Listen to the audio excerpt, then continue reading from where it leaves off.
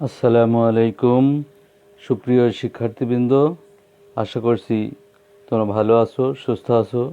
আমি মোহাম্মদ আব্দুল আওয়াল শিশুকলি অনলাইন স্কুলের পক্ষ থেকে তোমাদের সবাইকে স্বাগতম জানাচ্ছি। আমি আজ নবম ও দশম শ্রেণীর উচ্চতর গণিতের 13 অধ্যায় নিয়ে আলোচনা করব। শিক্ষার্থীবৃন্দ, তোমরা বলো তো এই বস্তুটা কোন ধরনের বস্তু? নিশ্চয়ই বোঝা যাচ্ছে এই বস্তুটার যেহেতু দৈর্ঘ্য আছে, প্রস্থ আছে এবং এই বস্তুটার উচ্চতাও আছে, সুতরাং এইটি একটি আয়তকার বস্তু। এই বস্তুর কয়টি তল আছে? একটি তল, দুইটি, তিনটি, চারটি, পাঁচটি এবং নিচে আরেকটি তল আছে, সুতরাং 6টি তল আছে। আমরা আরেকটা বস্তু দেখি। এই একটা বস্তু, এই বস্তুর দৈর্ঘ্য এবি, প্রস্থ বিসি বা এডি, সিডি। দেখা যাচ্ছে এর সবগুলোই দৈর্ঘ্য প্রস্থ সমান এবং উচ্চতাও সমান। তাহলে এইটাও একটি বস্তু, যে বস্তুটা আমরা এর নাম জানি যে ঘনকাকার একটি বস্তু। তাহলে এই যে সকল বস্তুর 3টি মাত্রা আছে, অর্থাৎ দৈর্ঘ্য, প্রস্থ, উচ্চতা আছে, সেই বস্তুগুলোকে আমরা বলে থাকি ঘন বস্তু। তাহলে আমাদের আজকের পাঠের বিষয় ঘন বস্তু নিয়ে, অর্থাৎ আমাদের আজকের পাঠের বিষয় ঘন জ্যামিতি। আমাদের পাঠের বিষয় ঘন জ্যামিতি।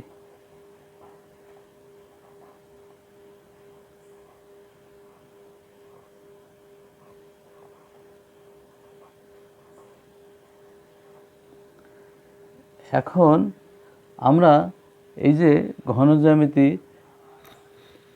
এই যে আমরা যে বস্তুগুলো দেখলাম, সেই বস্তু যদি উপরে একটি বিন্দু, এই একটা বিন্দু নেই এবং বিন্দুটি যোগ করি, তাহলে এই বস্তুটার উপরে যে রেখাটা পাবো, সেই রেখাটাকে আমরা সরলরেখা বলে থাকি। তাহলে এই বস্তুর এই সরলরেখাটা ওই তলের উপরে অবস্থিত, অর্থাৎ যে তলে অনেকগুলো রেখা অবস্থান করে, যেমন আমরা যদি আঁকি, এইটি একটি তল, মনে করি এবিসিডি একটি তল। এই তলের উপরে আমরা নাম দিই পি কিউ।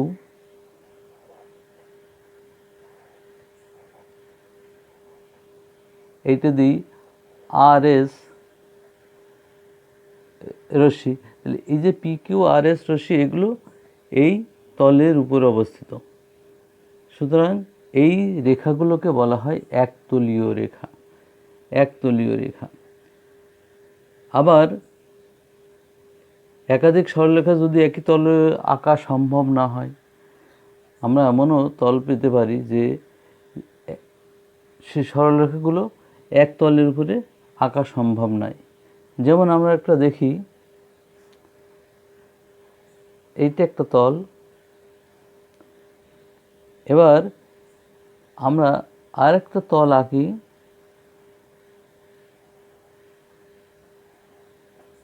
এইটা একটা তল, আমরা নাম দিই A B C D E এবং এফ। এই যে তল, এখানে দুইটা তল আমরা হিসাব করছি, এ বি সি ডি একটি তল এবং সি ডি ই এফ অপর একটি তল।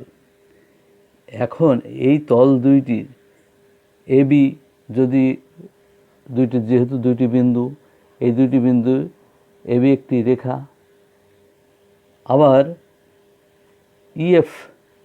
ইএফও একটি রেখা। এই রেখাটা এ বি সি ডি তলে অবস্থিত। আবার ইএফ রেখাটা সি ডি ই এফ এই তলে অবস্থিত। সুতরাং এই দুইটি রেখা কিন্তু একটি তলে আঁকা সম্ভব নয়। এই জন্য এই রেখা দুইটিকে পরস্পর নৈকতলীয় সরলরেখা বলা হয়। এই রেখাকে নৈকতলীয় সরলরেখা বলা হয়, এটা আমরা খেয়াল করব। আবার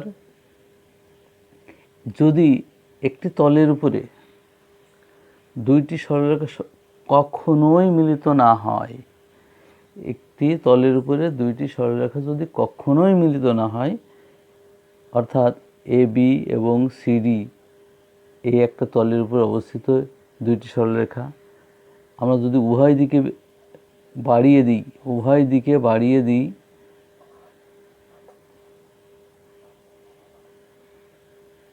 এ বিকেও বাড়িয়ে দিই, তাহলে দেখব যে কখনোই এরা মিলিত হচ্ছে না। তখন এই দুইটির মধ্যবর্তী দূরত্ব সবসময় সমান থাকছে। তখন এই দুইটি রেখাকে আমরা বলবো সমান্তরাল সরলরেখা। অর্থাৎ যে দুইটি সরলরেখা কখনোই পরস্পর মিলিত হয় না এবং সর্বদা সমান দূরত্ব বজায় রেখে চলে, সেই রেখাকে আমরা সমান্তরাল সরলরেখা বলি। আমরা যে বস্তুটা দেখিয়েছি, মনে করি আয়তাকার বস্তুটাই দেখিয়েছিলাম। আয়তাকার বস্তুটায় এবি এটা দৈর্ঘ্য বরাবর একটি সরলরেখা, এডি এবং বিসি এইটি হলো প্রস্থ বরাবর সরলরেখা এবং সিডিও এর দৈর্ঘ্য বরাবর সরলরেখা। এখন যদি এই বস্তুটার এইটা একটি দৈর্ঘ্য বরাবর তল, এই তল দৈর্ঘ্য বরাবর, নিচের তলটাও দৈর্ঘ্য বরাবর তল, এই পাশের তলটা প্রস্থ এবং উচ্চতা বরাবর, এই পাশের তলটাও প্রস্থ এবং উচ্চতা বরাবর, এই পাশের তলটা দৈর্ঘ্য এবং উচ্চতা বরাবর এবং অপর এই পাশের তলটাও দৈর্ঘ্য এবং উচ্চতা বরাবর। সুতরাং আমরা লক্ষ্য করি যে এই যে উপরের এই তলটা কখনোই নিচের তলের সাথে মিলিত হয় না, আবার এই পাশের তল এই পাশের তলের সাথে মিলিত হয় না, এই পাশের তল এই পাশের তলের সাথে মিলিত হয় না। তাহলে এই যে দুইটি সমতল, এগুলো হলো সমতল, এই সমতল পরস্পর যদি মিলিত না হয় তাহলেও এটাকে আমরা বলতে পারি সমান্তরাল সমতল।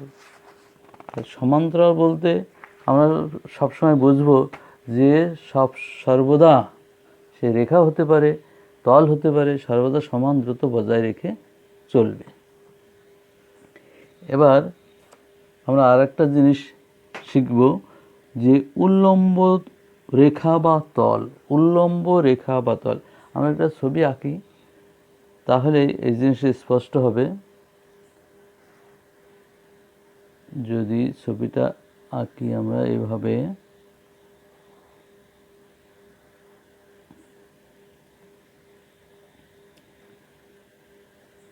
এখানে যদি আমি লম্ব আঁকি, এই সোজাসুজি একটি লম্ব হবে, এইটা যদি আমরা যোগ করে দিই তাহলে এইটা একটা তল হবে। এখন আমি তলের নাম দিয়ে দিই এ বি সি ডি একটি তল এবং এ বি ইএফ অপর একটি তল। এই তলের উপর যদি একটি সরলরেখা আমি এটা পি কিউ দিই, এটা পি, এটা কিউ, সেই একইভাবে এইটি নিলাম। অর্থাৎ এই তলটা যদি এই তলের উপরে এ বি ইএফ তলটি যদি এ বি সি ডি তলের উপরে লম্ব হয় তাহলে এই A B EF তলকে A B C D তলের উপর উল্লম্ব তল বলা হবে।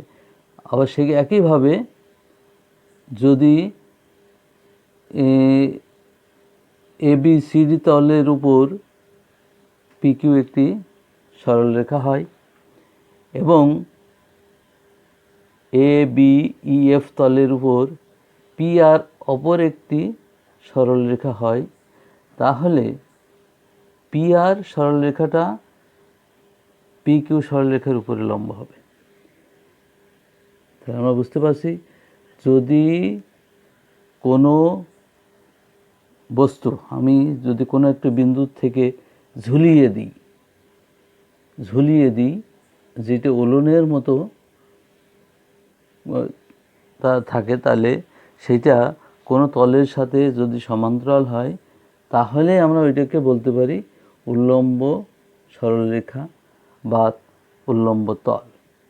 আমরা নিশ্চয়ই বুঝতে পারলাম, যদি এই তলটা এই তলের উপরে লম্বভাবে থাকে, লম্বভাবে বলতে আমরা বুঝবো যে একটি তলের উপরে একটি তল বা একটি রেখা যদি 90 ডিগ্রি কোণে থাকে, 90 ডিগ্রি কোণে থাকলেই সেটাকে আমরা বলবো উল্লম্ব তল বা উল্লম্ব রেখা। এখন পিকিউর সরলরেখাটা তাহলে ABCD তলের উপরে কি অবস্থায় আছে? এখানে আমাদের মনে রাখতে হবে, কোনো সমতলে কোনো একটি রেখা সরলরেখা যদি লম্বভাবে থাকে, যদি কোনো তলে কোনো একটি সরলরেখা যদি লম্বভাবে থাকে, অর্থাৎ ওই তলের সাথে ওই রেখাটা মানে ওই লেখাটা আনুভূমিক থাকে, তাহলে সেটাকে আমরা সায়ন রেখাও বলে থাকি। অর্থাৎ এই একটা তল বা ABCD একটা তল, ABCD তলের উপরে PQ রেখাটা 90 ডিগ্রি কোণ করে আছে, তাহলে PQ রেখা এই ABCD তলের সায়ন রেখা, ABCD তলের সায়ন রেখা। সেই একইভাবে PR রেখাটাও এই যে ABEF তলের সাথে লম্ব অবস্থায় আছে, সুতরাং আমরা বলতে পারি PR রেখাটাও ABEF তলের সায়ন রেখা বা আনুভূমিক রেখা। আমরা আরেকটা জিনিস শিখব যেটা খুবই গুরুত্বপূর্ণ, আমাদের উচ্চতর গণিতের 3য় অধ্যায়ে আমরা এই সম্বন্ধে আলোচনা শুনেছি, আমাদের আলোচনা করেছি যে লম্ব অভিক্ষেপ বা অভিক্ষেপ বলে একটা কথা আমরা শিখেছি। অর্থাৎ কোনো বিন্দু থেকে, মনে করি এ একটি বিন্দু, এই বিন্দু থেকে CD একটি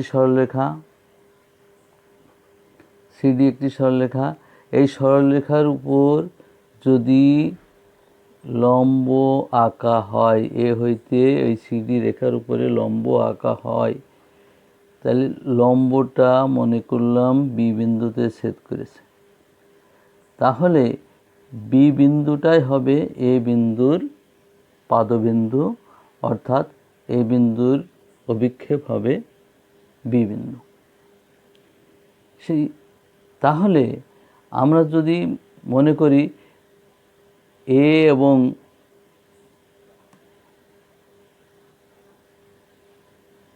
E একটি সরলরেখা, A এবং E একটি সরলরেখা, তাহলে AE হইতে CD রেখার উপরে আরেকটি লম্ব আঁকা যায়,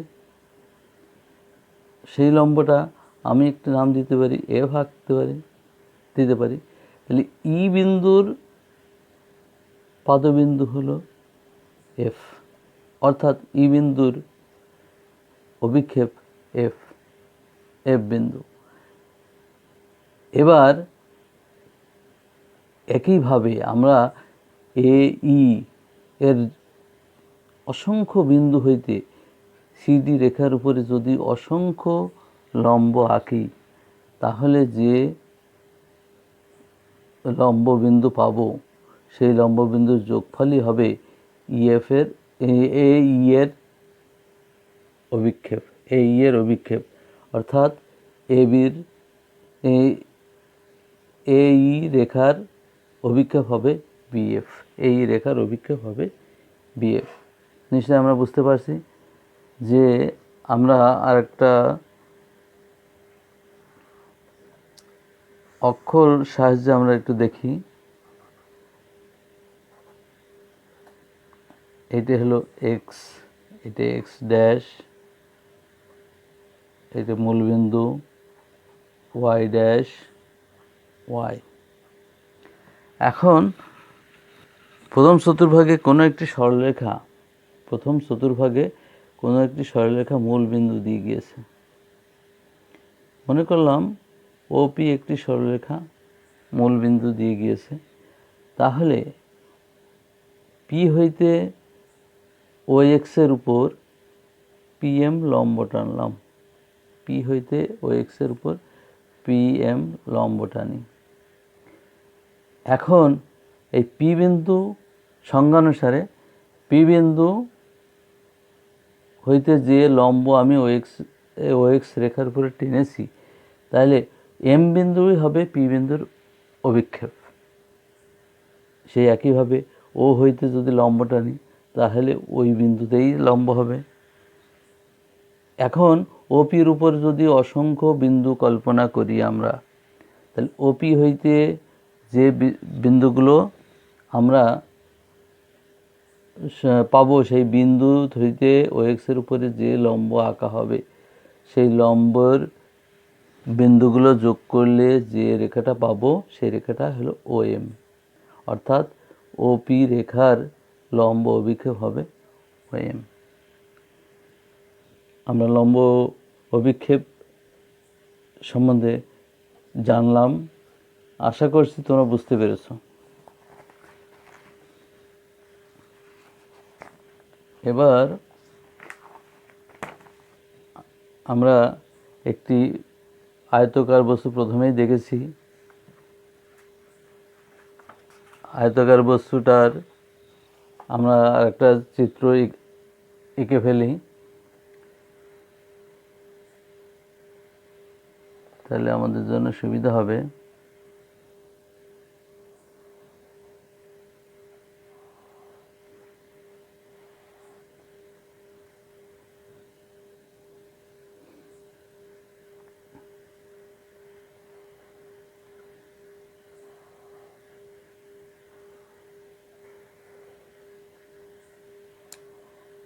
আয়তাকারের বস্তুর চিত্র আঁকা সহজ, তোমরা সহজেই এটা আঁকতে পারবে। আমরা নাম দিই এ, আমরা অন্য কালি দিয়ে নাম দিই এ বি সি ডি। এখন এইটি একটি তলের এক পাশ, আমরা যদি অপর পাশে একই বিন্দু দিই, তাহলে মনে করি এই বিন্দুতে আমি এ ড্যাশ দিলাম, এটা বি ড্যাশ দিলাম, এটা সি ড্যাশ দিলাম, এটা নিশ্চয় ডি ড্যাশ হবে, যেহেতু এই এ বিন্দুর প্রতিচ্ছবি এই বিন্দুতে পড়ছে, বা ডি বিন্দুর প্রতিচ্ছবি এই পাশে, সি বিন্দুর প্রতিচ্ছবি এই পাশে, বি বিন্দুর প্রতিচ্ছবি বি ড্যাশ এই পাশে। সুতরাং আমরা বলতে পারি এখানে যে তলগুলো তৈরি হয়েছে সে তলগুলো একটার সাথে আর একটা মিল রয়েছে, অর্থাৎ একই। যেহেতু এটি আয়তাকার ঘনবস্তু, সুতরাং এই বস্তুর যে 6টি তল আছে তার বিপরীত তলগুলো পরস্পর সমান এবং সমান্তরাল। এখন আমরা এই যে ঘনবস্তুটা ধরলাম, তাহলে এর দৈর্ঘ্য বরাবর একটা দৈর্ঘ্য আমি ধরি, যেটার নাম দিই এ বি সমান এ, এ বি সমান এ, এবং এ এ ড্যাশ, এ ড্যাশ এটা বি দিলাম, এটা একইভাবে D D dash, D D dash এটাও বি, বি বি ড্যাশ এটাও বি, এটাও বি। আবার এ ডি এটা হবে সি। আমরা স্মল লেটার দিয়ে দিই, এ বি সি, অর্থাৎ দৈর্ঘ্য এ, প্রস্থ বি, উচ্চতা সি। এখন আমরা পূর্বেই শিখেছি কোনো আয়তাকার বস্তুর ক্ষেত্রফল দৈর্ঘ্য গুণ প্রস্থ, অর্থাৎ দৈর্ঘ্য এবং প্রস্থ বরাবর যদি আমরা ক্ষেত্রফল চাই, দৈর্ঘ্য প্রস্থ বরাবর ক্ষেত্রফল, দৈর্ঘ্য হলো এ, প্রস্থ হলো বি, সুতরাং এ বি হবে দৈর্ঘ্য বরাবর ক্ষেত্রফল। সে একইভাবে প্রস্থ এবং উচ্চতা বরাবর, প্রস্থ হলো বি, উচ্চতা হলো সি, তাহলে কি হবে বিসি। আবার উচ্চতা এবং দৈর্ঘ্য বরাবর যদি ক্ষেত্রফল আমরা হিসাব করি তাহলে সেইটা হবে সিএ। অর্থাৎ আমরা যে দৈর্ঘ্য বরাবর, প্রস্থ বরাবর এবং উচ্চতা বরাবর যে তলগুলো পাচ্ছি তাদের ক্ষেত্রফল A B, BC, CA.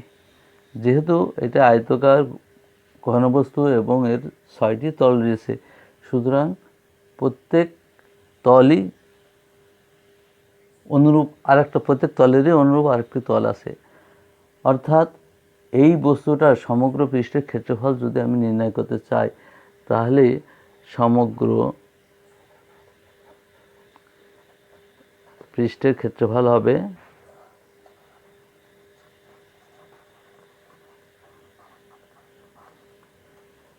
Two, যেহেতু দুইটা করে তল, A B plus B C plus C, এটা বর্গ একক, বর্গ একক হবে সমগ্র পৃষ্ঠের ক্ষেত্রফল। এই বস্তুটার যদি আয়তন আমরা বের করি তাহলে আয়তন কি হবে? আমরা জানি দৈর্ঘ্য, প্রস্থ ও উচ্চতার গুণফলই হলো আয়তন। তাহলে আয়তন হবে এ বি সি ঘন একক, এ বি সি ঘন একক। এখন বস্তুটার যদি কর্ণ আমি বের করতে চাই তাহলে কর্ণটা কি হবে? কর্ণটা হবে এই যে এ বিন্দু, এ বিন্দু এবং ওর বিপরীত পাশে সি ড্যাশ বিন্দু, এই বিন্দু এবং এই বিন্দুর যোগফলই হবে কর্ণ। এইটিই হবে কর্ণ, অর্থাৎ বি ড্যাশ বিন্দু এবং ডি ড্যাশ বিন্দুর যোগফলই হবে কর্ণ, বি বিন্দু এবং ডি ড্যাশ বিন্দুর যোগফলই হবে কর্ণ। তাহলে কর্ণ সমান হবে, এটা আমরা সাধারণ গণিতেও শিখেছি, A square plus B square plus C square একক। তাহলে আমরা আয়তাকার ঘনবস্তুর সূত্রগুলো মোটামুটি পেয়ে গেলাম। আমরা কিন্তু ঘনকের অনুরূপভাবে ঘনকের এই সূত্রগুলো কিন্তু লিখে ফেলতে পারি। কিভাবে পারি? যেহেতু আমরা জানি ঘনকের দৈর্ঘ্য, প্রস্থ, উচ্চতা সমান, সুতরাং আমি যদি বিকে এ মনে করি, সিকে এ মনে করি, তাহলে এ এ স্কোয়ার হবে, বি এ সি এ, তাহলে এ স্কোয়ার হবে, এখানেও সি এ স্কোয়ার হবে। তাহলে এ স্কোয়ার, এ স্কোয়ার, এ স্কোয়ার, তিনটে স্কোয়ার এবং 2 দিয়ে গুণ করলে 6 স্কোয়ার। তাহলে ঘনকের সমগ্র পৃষ্ঠের ক্ষেত্রফল, সমগ্র পৃষ্ঠের ক্ষেত্রফল 6 স্কোয়ার। তাহলে আয়তন হবে, যেহেতু এ বি সি সমান, সুতরাং এ কিউব। আয়তন হবে এ কিউব, ঘন একক, এটা বর্গ একক, এটা ঘন একক। কর্ণ হবে এইটাও a স্কোয়ার, এইটা স্কোয়ার, এইটা স্কোয়ার, 3a স্কোয়ার, অর্থাৎ a স্কোয়ারের রুট উঠে যায়, থাকে কি √3 থেকে যায় a√3। আমরা জানি ক্ষেত্রফল a দ্বারা, ক্যাপিটাল A দ্বারা প্রকাশ করা হয়। আমরা লিখতে পারি আয়তন v দ্বারা প্রকাশ করা হয় এবং কর্ণ d দ্বারা প্রকাশ করা হয়। এগুলো আমরা লিখতে পারি, এখানে v লিখতে পারি, এখানে d লিখতে পারি, এখানে a লিখতে পারি, আমাদের সমস্যা নেই। এখন আরেকটা জিনিস আমাদের জানা দরকার, যেটা আমরা বলছিলাম এইটা ঘনক আকার বস্তু, যেহেতু এইটে এ, এইটে এ, এইটে এ এবং এইটেও এ, এইটে একটা কর্ণ, এইটা হলো পৃষ্ঠতলের কর্ণ। নিশ্চয় এইটা একটা সমকোণী ত্রিভুজ তৈরি হয়েছে, অর্থাৎ এই জায়গায় একটা সমকোণ তৈরি হয়েছে। এই সমকোণ তৈরি হলে এইটা যেহেতু এ, এইটাও এ, তাহলে এই বাহুটার দৈর্ঘ্য কী হবে? পিথাগোরাসের উপপাদ্য অনুসারে আমরা জানি এই বাহুটা হবে √a square plus a square, অর্থাৎ a√2। তাহলে এইটা হবে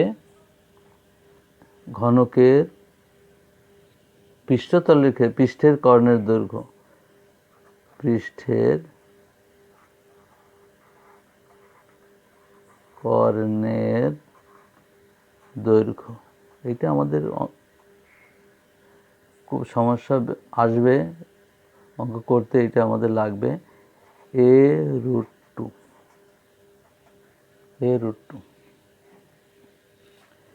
তাহলে মোটামুটি আমরা আজকে আর সূত্র শিখব না। এই সূত্রগুলোর আলোকে আমরা দেখি যে একটা সমস্যার সমাধান করতে পারি কিনা।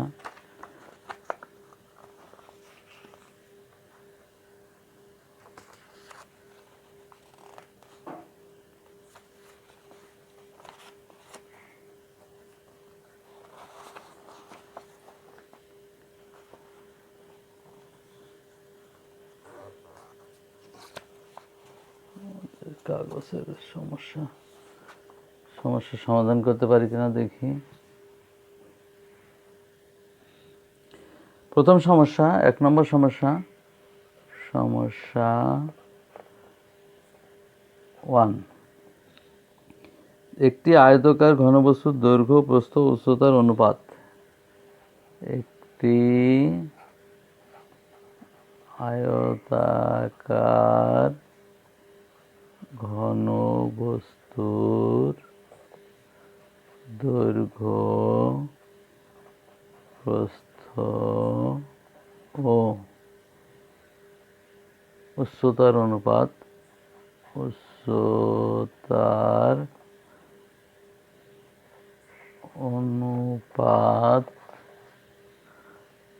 যথাক্রমে 4:3:2। তার সমগ্র তলের ক্ষেত্রফল 468 মিটার স্কয়ার হলে কর্ণ ও আয়তন কত? আমরা এই সমস্যাটা বইয়ের সমস্যা, আমাদের পাঠ্য বইয়ের সমস্যা, এই সমস্যাটা আমরা সমাধান করব। নিশ্চয়ই এখানে আমরা যে সূত্র লিখেছি এই সূত্র অনুযায়ী আমাদের এই সমস্যার সমাধান করা সম্ভব হবে। তাহলে সমাধান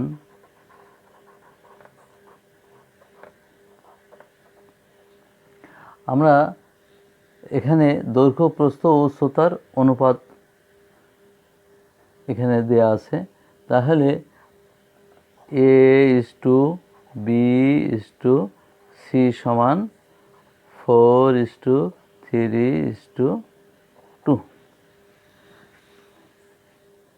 আমরা যদি একটি চলক ধরে নিই তাহলে দৈর্ঘ্য, প্রস্থ, উচ্চতাগুলো আমরা পেয়ে যাই। ধরি দৈর্ঘ্য এর সমান 4x, যেহেতু মিটার দেওয়া আছে মিটার। প্রস্থ b সমান 3x মিটার এবং উচ্চতা c সমান 2x মিটার। আমরা যে সূত্র করছিলাম সেই সূত্র ছিল সমগ্র পৃষ্ঠের ক্ষেত্রফলের সূত্র ছিল। যেহেতু বস্তুটা আয়তাকার বলা হয়েছে তাহলে সমগ্র পৃষ্ঠের ক্ষেত্রফলের সূত্রটা হলো 2 × AB + BC + CA। তাহলে এই যে সমগ্র পৃষ্ঠের ক্ষেত্রফল আমরা এখান থেকে মানটা বের করতে পারি। তাহলে আমরা জানি সমগ্র পৃষ্ঠের ক্ষেত্রফল 2 × AB + BC + CA সমান 2।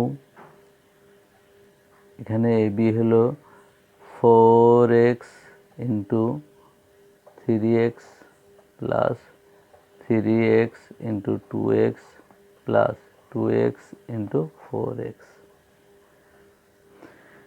এখন প্রশ্নে কিন্তু এইটা মান দেয়া আছে 4, 6, 8 বা 4, 6, 8 সমান 2 12x² + 6x² + 8x²। যোগ করলে কি হবে? 4, 6, 8, 6 আর 8, 14, 14 আর 12, 26। 2 × 26x²।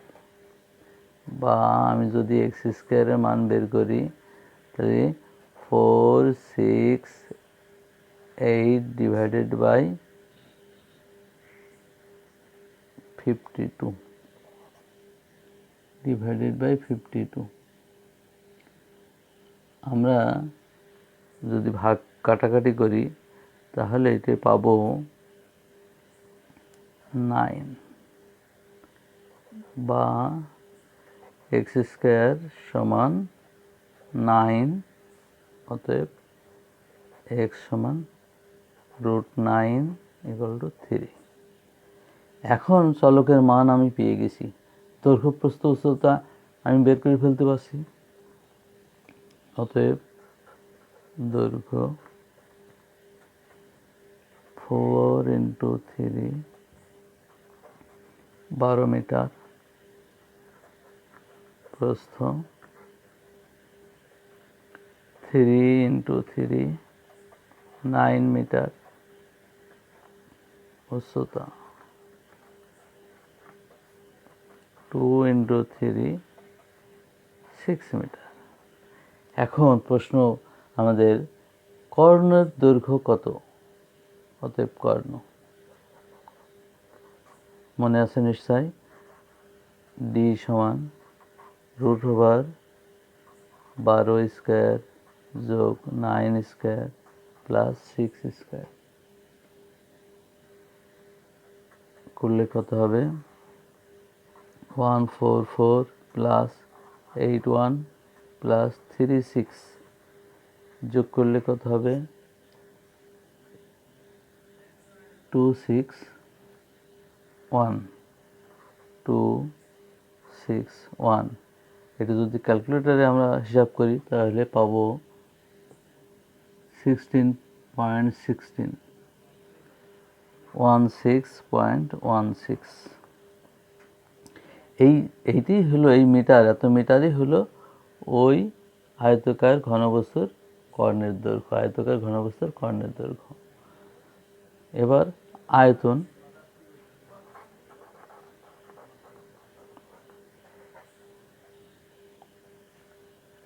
আয়তনটা কি হবে? আয়তন ভি সমান আমরা লিখতে পারি এ বি সি, এ অর্থাৎ 12 × 9 × 6, এটা মিটার কিউব। যেহেতু 3টা মিটার গুণ করছি, গুণ করলে আমরা পাবো 9 × 12 108, 108 এবং 6 গুণ করলে 648, 648 মিটার কিউব। অর্থাৎ এইটা একটা আনসার, এইটা একটা আনসার। অর্থাৎ আমরা এই ধরনের কোনো সমস্যা পেলে সমস্যাগুলো সহজেই সমাধান করতে পারবো। আমরা পাঠ্য বইয়ের অনুশীলনীতে আমরা দেখি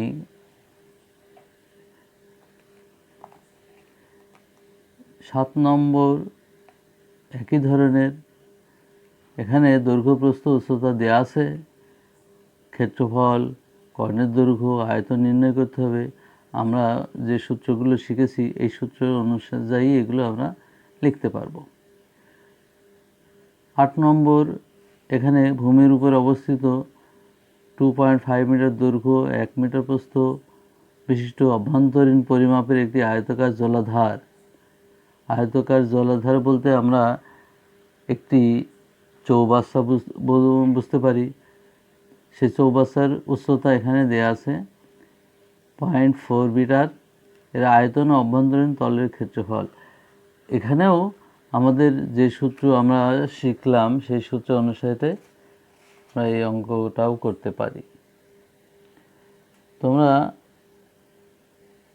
8 নম্বর এবং 9 নম্বর অঙ্কটা বাসায় করবা। তার সাথে সাথে আমি আরেকটা বাড়ির কাজ দিব, সহজ বাড়ির কাজ। এসো শিক্ষার্থীরা, আমরা বাড়ির কাজটা লিখে নিই। বাড়ির কাজ,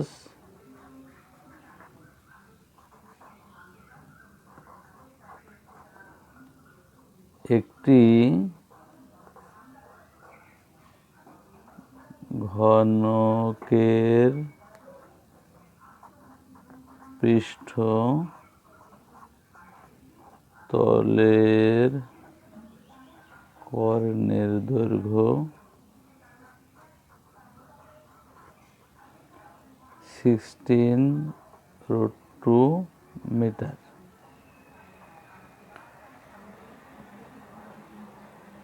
হলে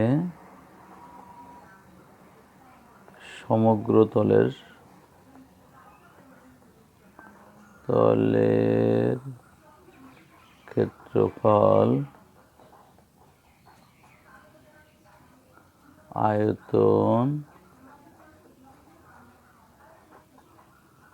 এবং কর্ণের দৈর্ঘ্য নির্ণয় করো। আমি এখানে একটি ছোট টিপস দিয়ে দিই যে আমরা জানি ঘনকের দৈর্ঘ্য প্রস্থ উচ্চতা সব সমান। যেহেতু পৃষ্ঠতল বলছে, আমরা ধরেছিলাম বাহুর দৈর্ঘ্য এ, এইটাও এ, তাহলে এইটাই হলো ওই পৃষ্ঠের কর্ণের দৈর্ঘ্য। তাহলে এইটা যদি 90 ডিগ্রি হয় তাহলে এই কর্ণের দৈর্ঘ্যের সূত্রটা আমরা লিখছিলাম আগেই, a² + a²। এইটাই হলো 16√2 মিটার। এখান থেকে আমরা নিশ্চয়ই এই কাজটা করে ফেলব। সবশেষে সবার স্বাস্থ্য বীজটা একটু স্মরণ করিয়ে দিই। আমরা এই করোনাকালীন সময়ে অবশ্যই কিছুক্ষণ পর পর সাবান পানি দিয়ে হাত ধোবো এবং বাইরে যদি প্রয়োজনে যেতেই হয় তাহলে অবশ্যই মাস্ক পরিধান করব। সবাইকে ধন্যবাদ জানিয়ে আমি আমার ক্লাস শেষ করছি। আল্লাহ হাফেজ।